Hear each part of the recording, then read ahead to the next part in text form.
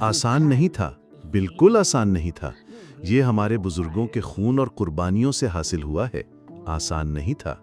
حال ہی میں چین کے جنوب مغربی صوبہ یونان کے ونشان زوانگ اور میاؤ خود مختار علاقے سے تعلق رکھنے والے 100 سالہ سابق فوجی لیو زی چینگ کو جاپانی جارحیت کے خلاف عوامی جنگ کی فتح کی 80ویں سالگرہ کے موقع پر یادگاری تمغہ دیا گیا ہے۔